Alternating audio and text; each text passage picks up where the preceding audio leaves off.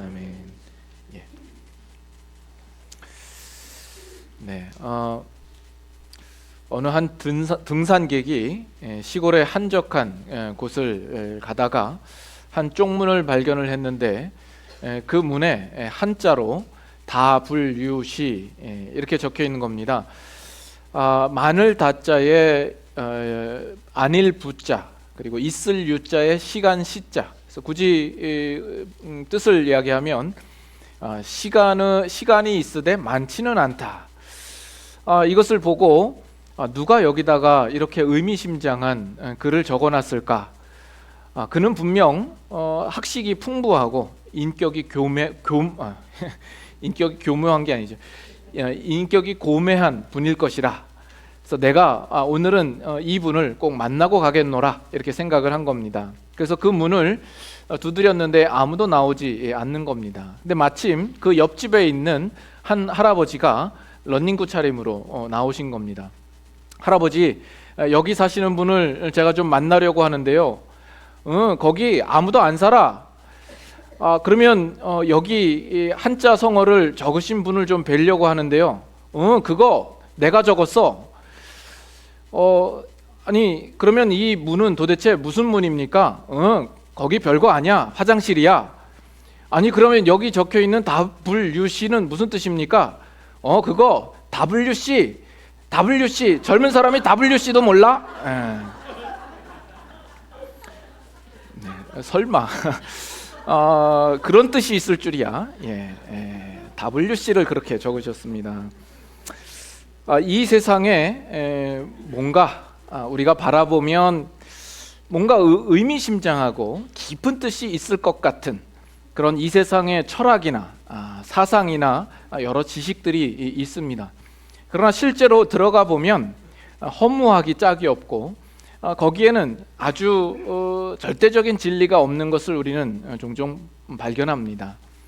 세상 사람들이 하나님의 말씀을 생각할 때에도 이것은 무시해도 좋다라고 생각할지 모르지만 우리가 성령의 조명하심을 따라 이 말씀을 보았을 때에는 여기에는 하나님의 구원의 지혜가 담겨져 있고 우리를 위하여서 마련하신 감추어진 비밀이 이 안에 있는 것을 우리는 보게 됩니다. 오늘도 우리가 읽은 이 구절에 대하여서 우리는 자칫 그냥 지나칠 수 있는 구절일지 모르지만 이 구절 안에는 분명히 하나님의 깊은 뜻이 담겨져 있으리라 봅니다. 우리를 향하여서 이르시는 하나님의 분명한 뜻과 진리가 있는 줄 우리가 알고 기대하는 마음으로 또 오늘 말씀을 우리가 봐야 될 줄로 압니다. 우리가 지난주에도 같은 구절을 보았죠. 지난주에는 이 19절 그 초반에 나와 있는 구절, 너희의 육신이 연약함으로 내가 사람의 예대로 너희에게 말하노니 하는 그 부분을 우리가 집중적으로 나누었습니다. 오늘은 이 19절에 있는 그 내용에 들어가서 우리가 또 집중적으로 우리가 또 생각을 해보기를 원합니다. 먼저 들어가기 전에 그 전에 있는 17절과 18절 말씀들 우리가 이미 나누었습니다만 17, 18절에 말하고자 하는 그 핵심적인 내용은 뭐냐면 우리는 본래 죄의 종이었지만 이제는 그 죄에게서 해방되어서 의에게 종이 되었다 하는 이 내용입니다. 이것은 우리에게 분명한 사실이요 진리이죠. 우리가 예수 그리스도를 믿음으로 말미암아 신자된 우리에게 일어난 변화입니다. 죄의 종이었다가 이제는 의의 종이 되었다 하는 것이요, 이것은 우리에게 일어난 엄청난 변화입니다. 아주 근본적인 변화인 것이죠.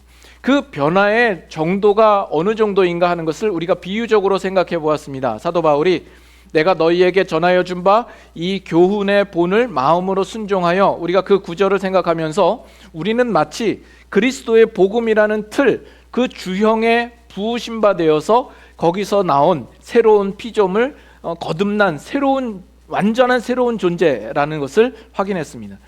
그것은 우리의 지성뿐 아니라 우리의 감성과 의지까지 포함된 전인격적인 변화라고 말씀을 드렸습니다.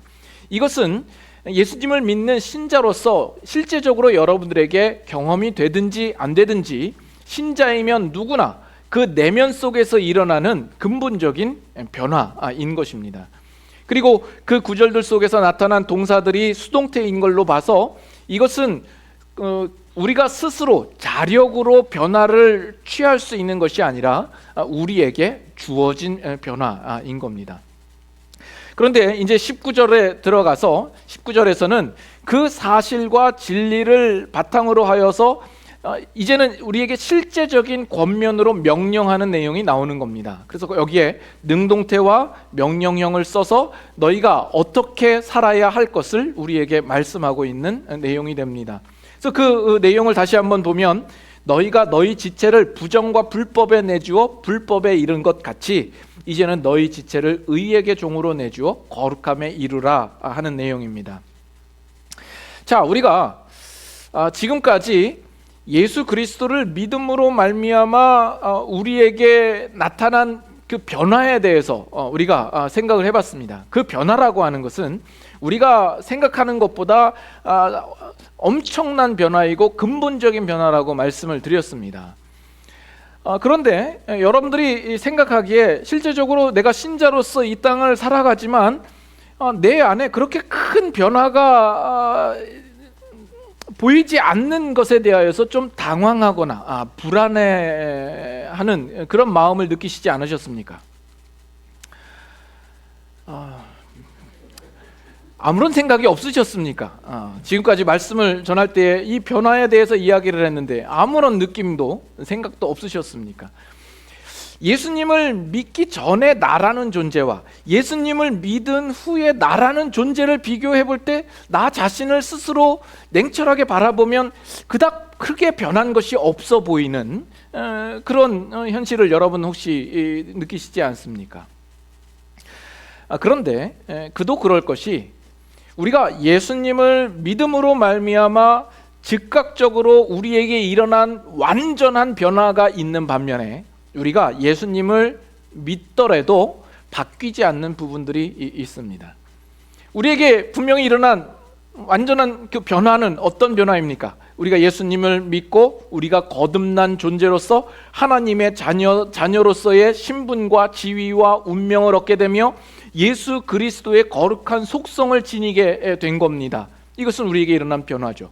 그러나 여러분들이 그 전부터 가지고 있었던 개성이라든지 아니면 기질이라든지 재능이나 능력이나 어떤 천성적인 특징 같은 부분들은 예수 믿은 후에도 변하지 않는 겁니다.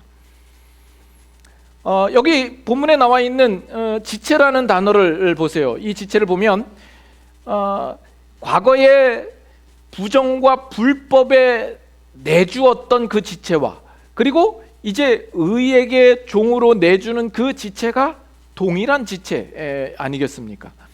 여기서 말하는 지체라는 것은 우리의 몸뚱아리, 우리의 육체만을 가리켜서 이야기하는 것이 아니라 우리가 가지고 있는 개성이나 기질이나 성향이나 이런 성질 같은 것도 포함되어 있는 겁니다. 그래서 이 구절이 우리에게 요구하는 것은 너희가 전에 부정과 불법에 너희 지체를 드렸던 것처럼 내주었던 것처럼 이제는 너희 지체를 의에게 종으로 내주어서 거룩함에 이루라라는 이 요구를 하고 있는 겁니다. 우리가 이 부분을 좀 더 쉽게 이렇게 이해를 할 수 있지 않을까 생각합니다. 마태복음 23장 한번 보시죠. 마태복음 23장 25절부터 28절까지 한번 교독하도록 하죠. 마태복음 23장 25절부터 28절까지 같이 한번 교독합니다. 화 있을진저 외식하는 서기관들과 바리새인들이여 잔과 대접의 겉은 깨끗이 하되 그 안에는 탐욕과 방탕으로 가득하게 하는도다. 눈먼 바리새인이여 너는 먼저 안을 깨끗이 하라. 그리하면 겉도 깨끗하리라.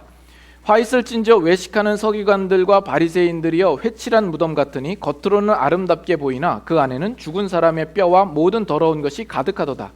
이와 같이 너희도 겉으로는 사람에게 옳게 보이되 안으로는 외식과 불법이 가득하도다.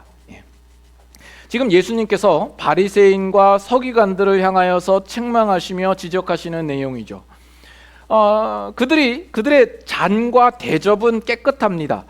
그리고 겉으로는 회칠한 무덤 같습니다. 아름답게 꾸며놓아서 아무 일도 없었던 것처럼 사람들의 눈에 전혀 이상하게 보이지 않을 만한 모습으로 하고 있다라는 것이죠. 그러나 그 안에는 탐욕과 방탕이 가득하고 또 죽은 사람의 뼈와 모든 더러운 것이 가득하다라는 겁니다.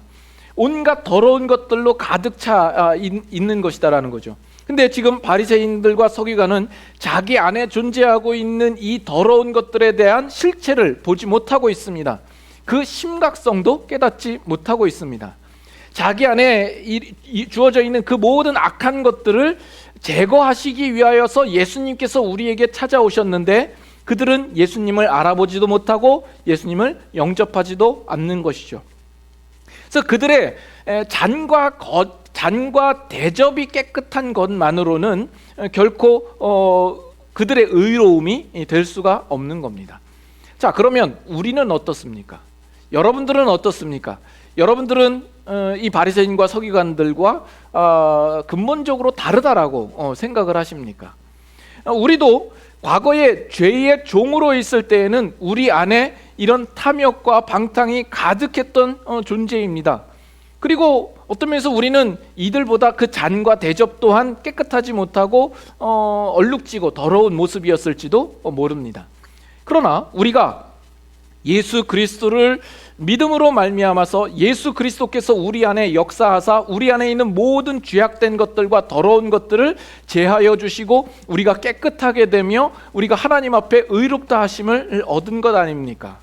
이것이 우리 신자들에게 나타난 아주 근본적인 변화입니다. 엄청난 변화인 것이죠.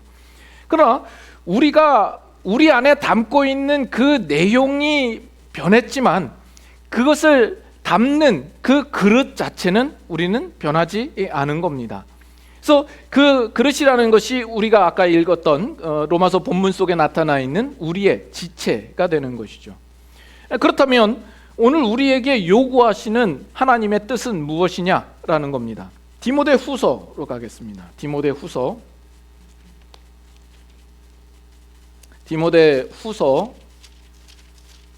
2장 디모데후서 2장 19절입니다. 2장 19절부터 21절까지 제가 읽고 마지막 절만 같이 읽죠. 19절부터 디모데후서 2장 19절부터 있습니다. 그러나 하나님의 견고한 터는 섰으니 인침이 있어 일렀으되 주께서 자기 백성을 아신다 하며 또 주의 이름을 부르는 자마다 불의에서 떠날지어다 하였느니라. 큰 집에는 금그릇과 은그릇뿐 아니라 나무그릇과 질그릇도 있어 귀하게 쓰는 것도 있고 천하게 쓰는 것도 있나니. 다 같이 읽습니다.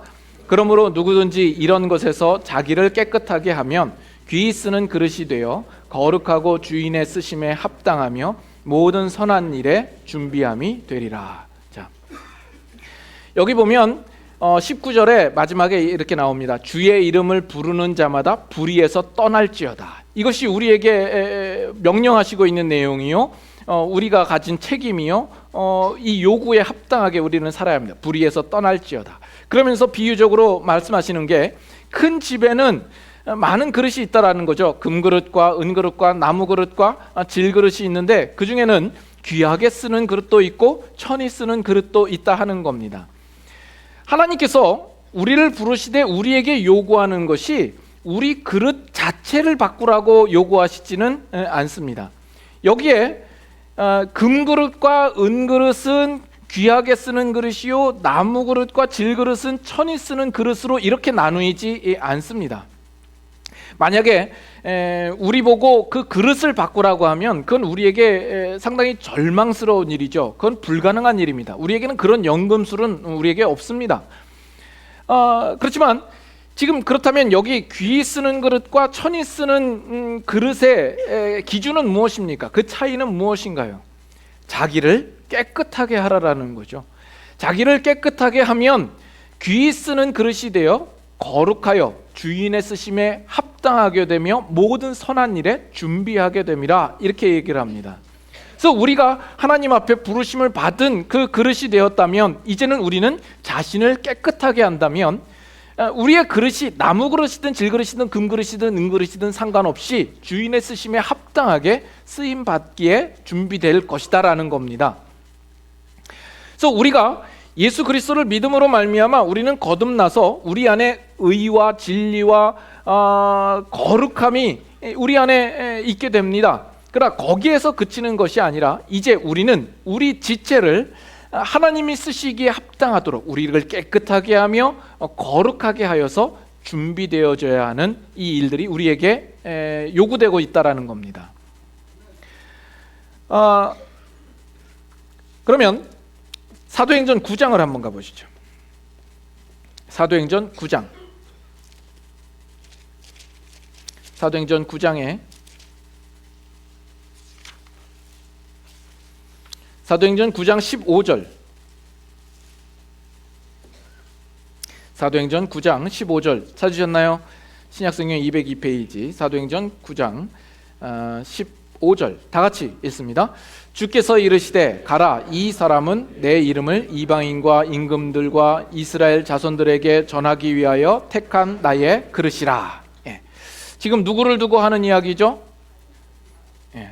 사도 바울을 두고 이야기를 하는 겁니다. 사도 바울이 다메섹 도상에서 예수님을 만나게 되고 그가 눈이 멀자 아나니아 대제사장을 보내서 그에게 이 사울에 대한 하나님의 뜻을 말씀하시는 내용입니다. 그는 나의 택한 그릇이라 이야기를 하죠. 하나님께서 이 사울이라 하는 자를 하나님이 쓰시려는 그릇으로 택하신 겁니다. 사도 바울은 그 자리에서 예수님을 만남으로 말미암아 180도 변화된 사람입니다. 그러나 그 사울이라는 하는 자의 그 그릇 자체는 바뀌지 않은 것이죠.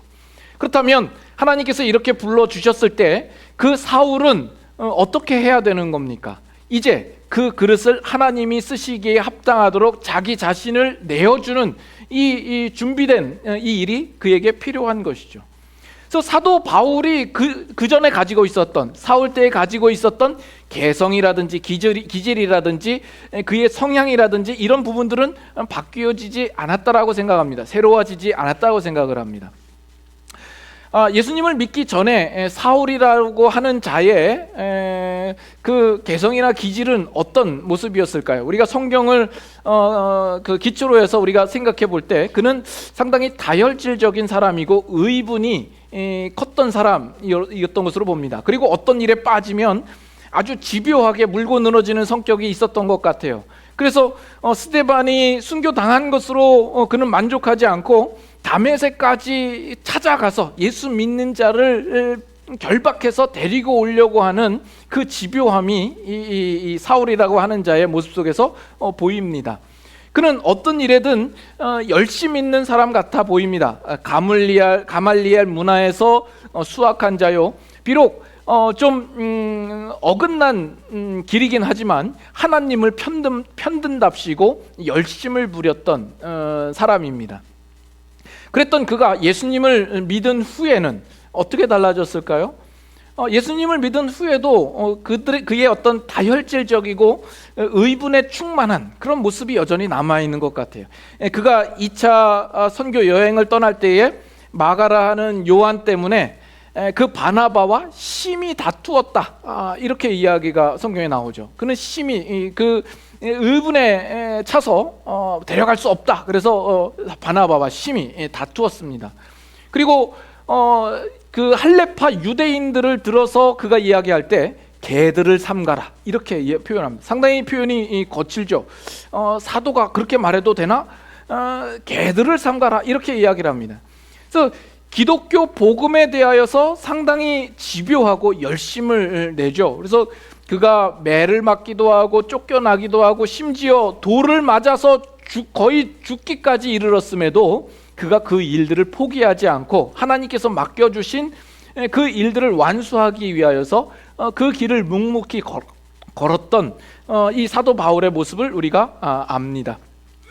분명히 그 안에 이 사도 바울의 원래 가지고 있었던 어떤 기질, 어떤 성향, 그의 개성 이런 부분들은 바뀌지 않았다라고 봅니다.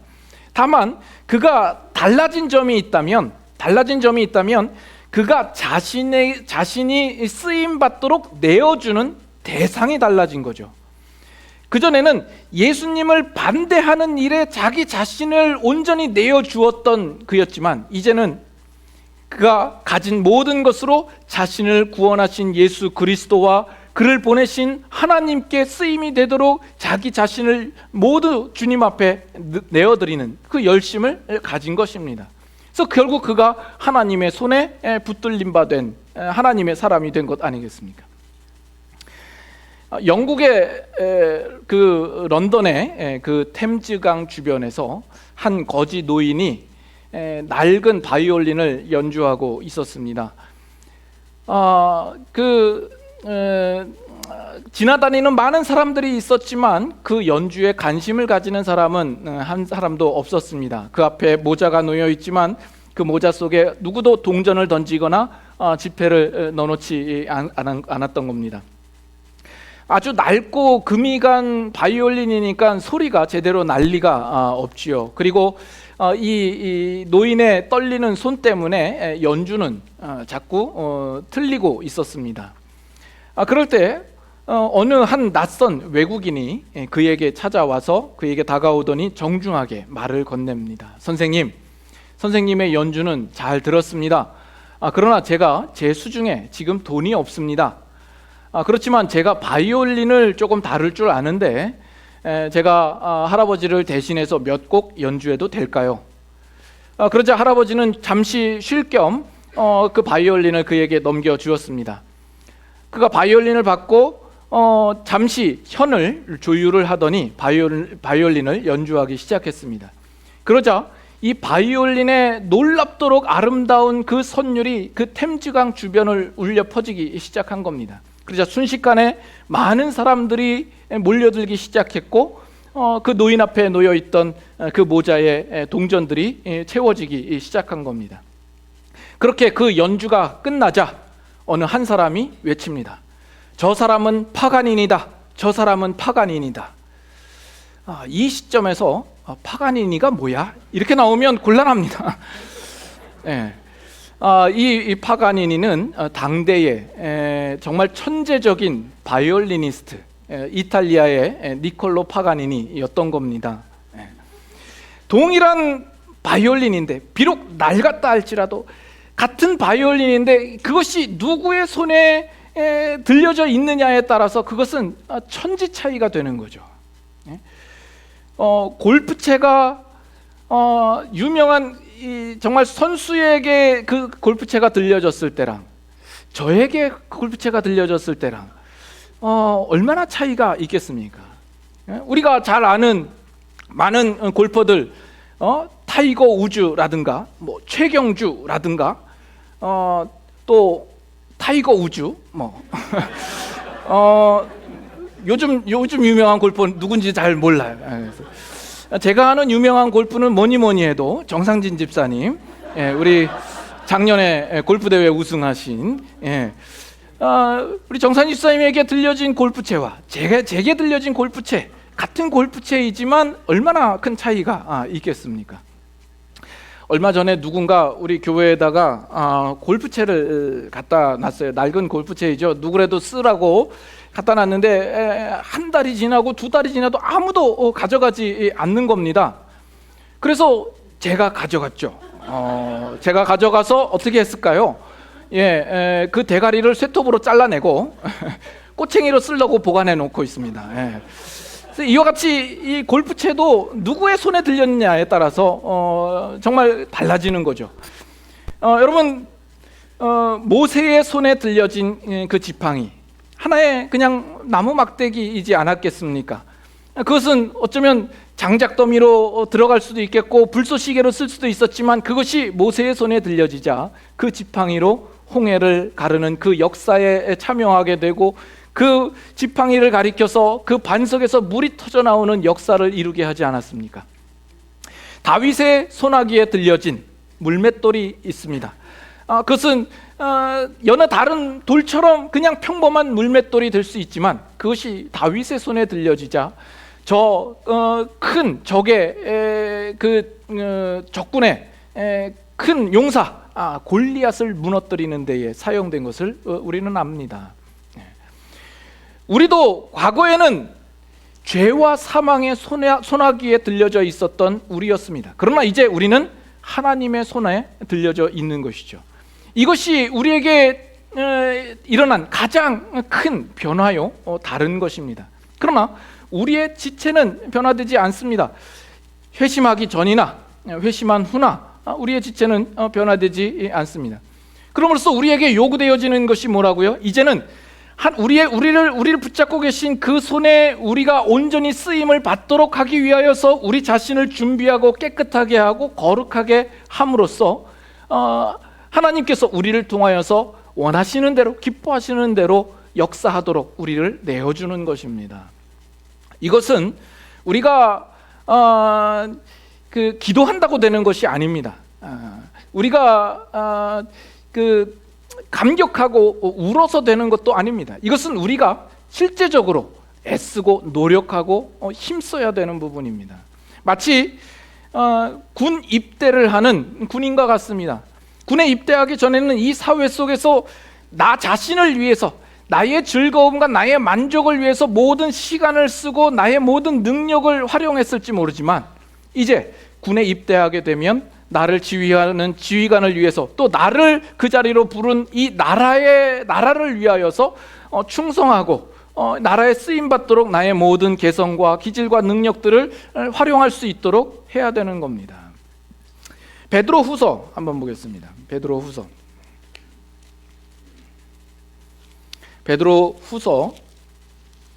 1장, 베드로후서 1장 3절부터 7절 말씀입니다. 신약성경 384페이지 베드로후서 1장 3절부터 7절까지 한번 같이 또 교독하도록 하겠습니다.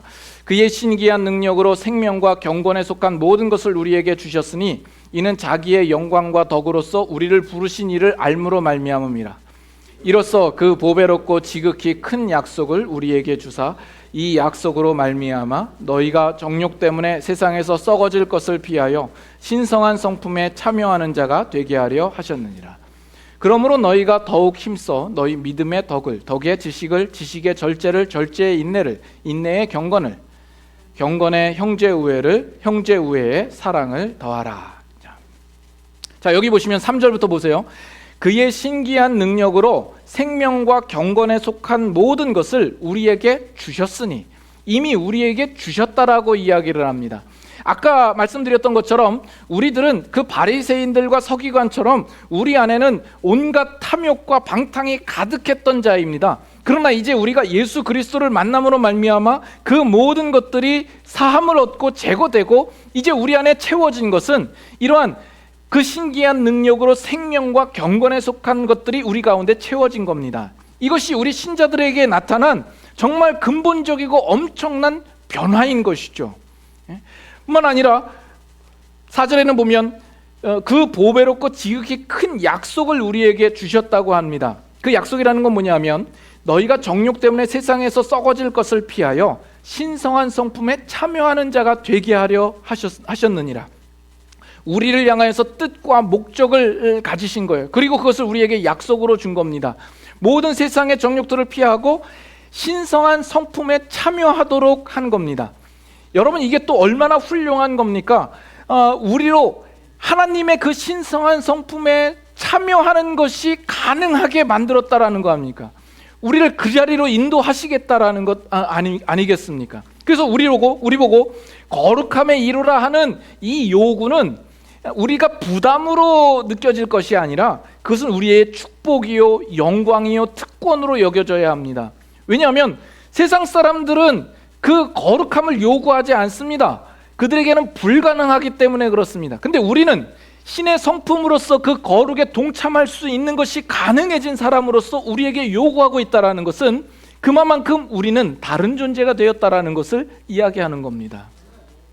그럼으로써 우리 보고 뭘 하라고요? 우리 보고 그저 감격하고 눈물 흘리라고 이야기하지 않습니다. 그저 결심만 하거나 머리 깎고 혈서 쓰는 것으로 우리에게 요구하고 있지 않고 5절부터 나오는 내용, 그러므로 너희가 더욱 힘써. 우리 보고 힘쓰랍니다. 그래서 믿음의 덕의 지식을, 지식의 절제를, 절제의 인내를, 인내의 경건을, 경건의 형제의 우애를, 형제의 우애의 사랑을 더하라 이야기합니다. 우리 보고 정신 차리고 이것들을 하나하나 우리의 삶 속에서 쌓도록 힘써라라고 우리에게 요구하고 있는 겁니다. 그 이후 8절 9절도 한번 보시죠.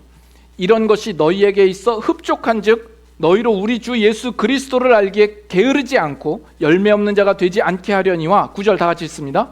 이런 것이 없는 자는 맹인이라 멀리 보지 못하고 그의 옛죄가 깨끗하게 된 것을 잊었느니라.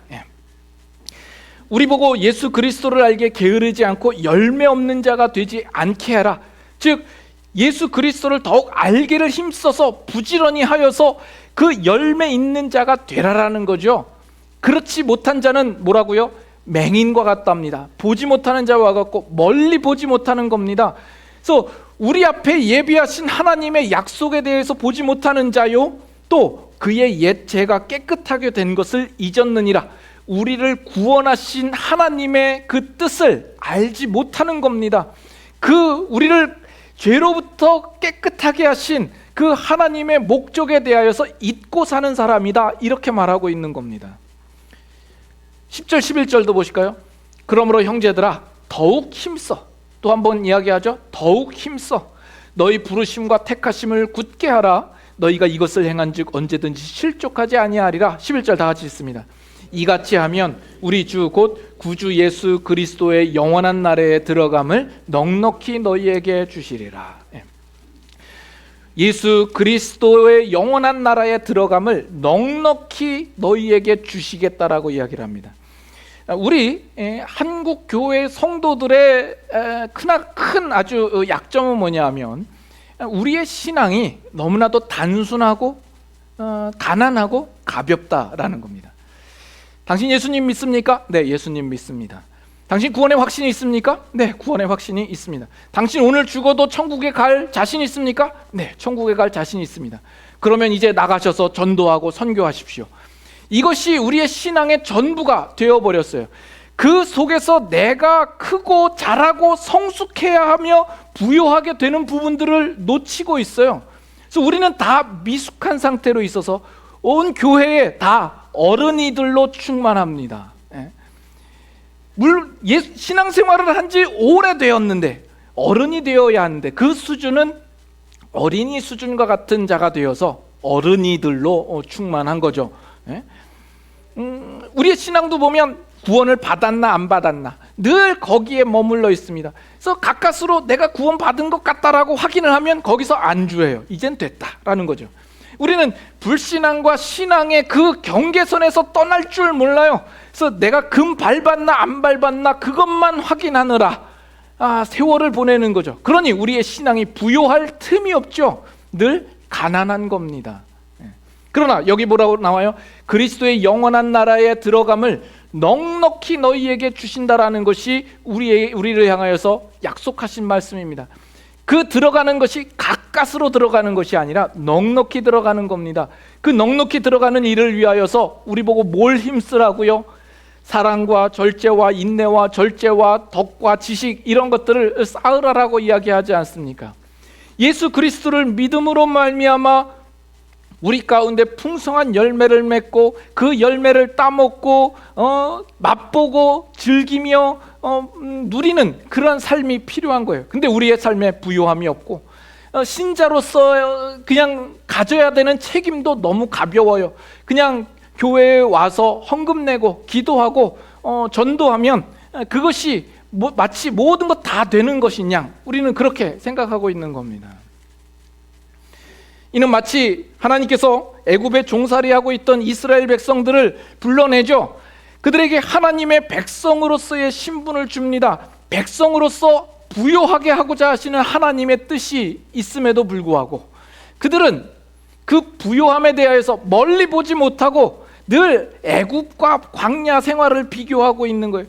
하나님께서 그들에게 만나 주시고 물 주시고 메추라기 주시고 불기둥 구름기둥 주시고 그 의복이 헤어지지 않도록 하셨음에도 불구하고 그들은 그 속에서 하나님의 부요하심을 바라보고 나아가는 것이 아니라 그 모든 것으로 더욱 하나님을 반대하고 죄 짓는 대로 모든 것을 써버린 그런 백성이 되어버린 겁니다.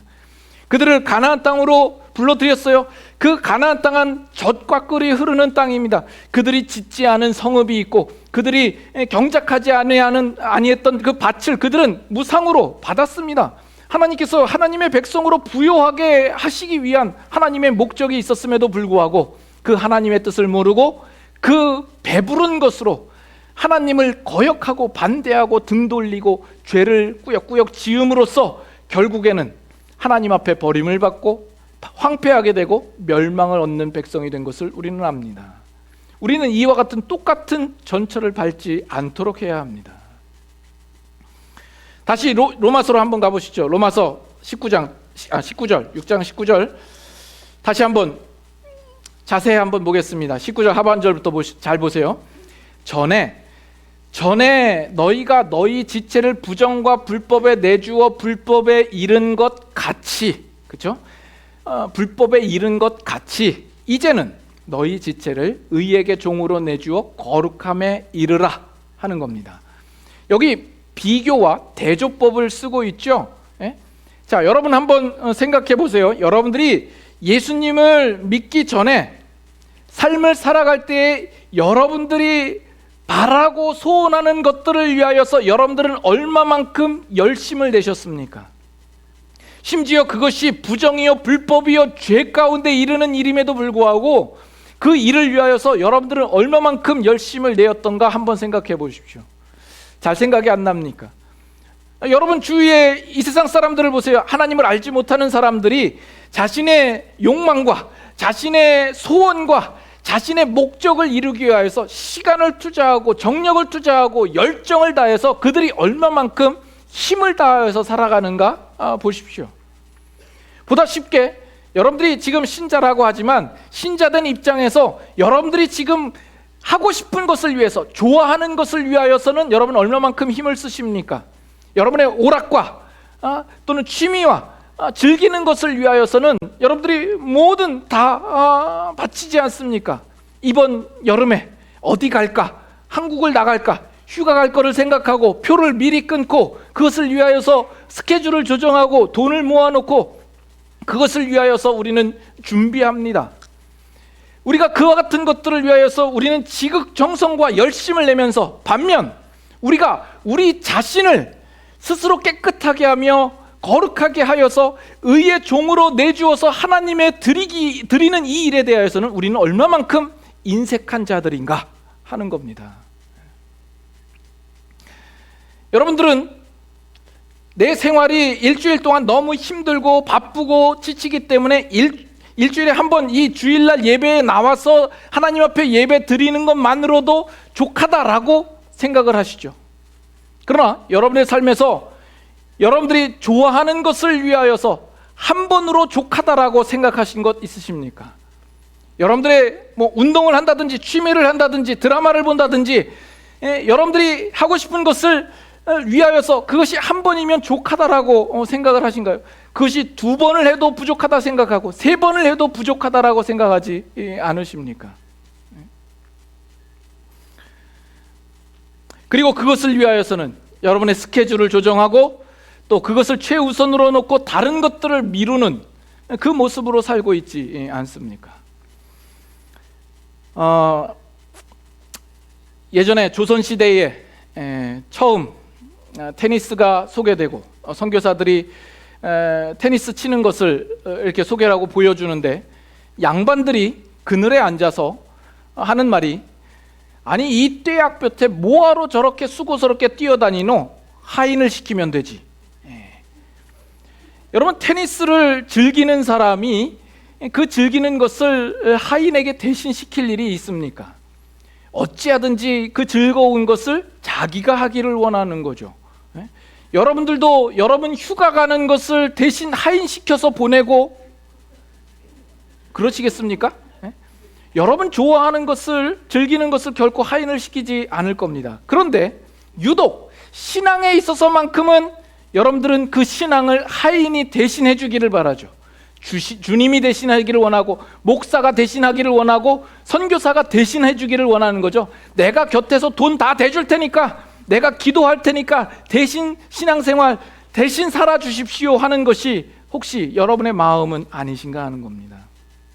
그래서 우리는 이 하나님 앞에 우리를 드리고 신앙하는 이 문제에 대하여서 우리는 열심을 내지 않습니다. 저와 여러분과의 관계 속에서도 여러분들은 이 시간에 와서 기독교의 신앙에 대한 내용을 듣고 즐기고 갈 뿐이지, 그저 이 시간 전해지는 설교가 하나의 엔터테인먼트처럼 되어버리지 않았습니까? 그리고 여러분들이 실제적으로 나아가서 신앙 생활을 하는 일에 대하여서, 이곳에 와서 저에게 점검받는 일에 대하여서는 극구 부인하고 거절하고 있지는 않습니까?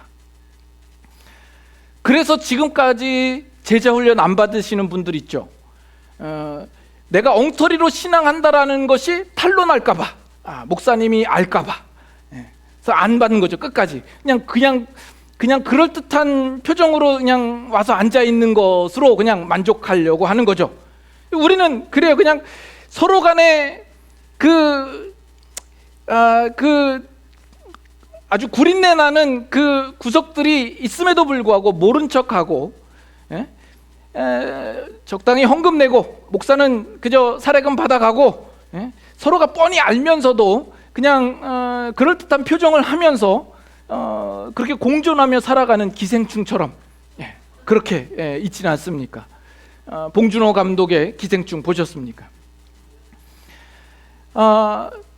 그만큼 오늘날 우리의 신앙생활은 더 이상 나의 생명을 드리는 일까지로는 우리가 내어주지 않기로 다짐하고 사는 사람들 같이 되어버렸습니다. 우리 자신을, 우리 지체를 부정과 불법에 내어드리는 이 일에 대하여서 우리가 얼마만큼 열심을 내었는가, 여러분 자신이 아시지 않습니까? 틈만 나면 우리는 달려나가지 않습니까? 내가 요즘 시간이 없어서 못해, 내가 뭘 안 해서 할 수가 없어요 하는 이 모든 것들은 다 핑곗거리 아닙니까? 오늘 이 구절 속에서 부정과 불법에 너희 지체를 내주었던 것 같이, 그래서 불법에 이르렀던 것 같이 이제는 너희 지체를 의에게 종으로 내주어 거룩함에 이르라 하시는 이 말씀을 여러분 받으셔야 됩니다. 여러분들이 어떤 핑계를 대서라도 이것을 안 할 수 있어요. 그러면 안 한 그 사람이 손해인 겁니다. 결국 우리에게 예비하신, 약속하신 그 부요함에 이르지 못하는 거죠. 왜 내가 신앙생활을 하면서도 왜 이렇게 의로운 그 풍성한 열매가 맺히지 못할까? 그것은 하나님 탓도 아니요, 목사 탓도 아니요, 교회 탓도 아닙니다. 여러분들의 게으름과 완악함 때문입니다. 여러분들이 그렇게 한다고 해서 여러분의 받은 구원이 취소되지는 않겠죠. 여러분들을 지옥으로 소환시키지는 않을 겁니다. 그러나 하나님을 배울 때 여러분들은 무척 부끄러울 것입니다. 근데 지금 하나님 배울 날이 멀지 않았습니다. 오늘 내일 하고 있습니다. 이 말씀 앞에 겸손히 순종하시고 신자다운 길을 걸으시는 여러분들이 되실 수 있기를 소망합니다. 찬양하겠습니다.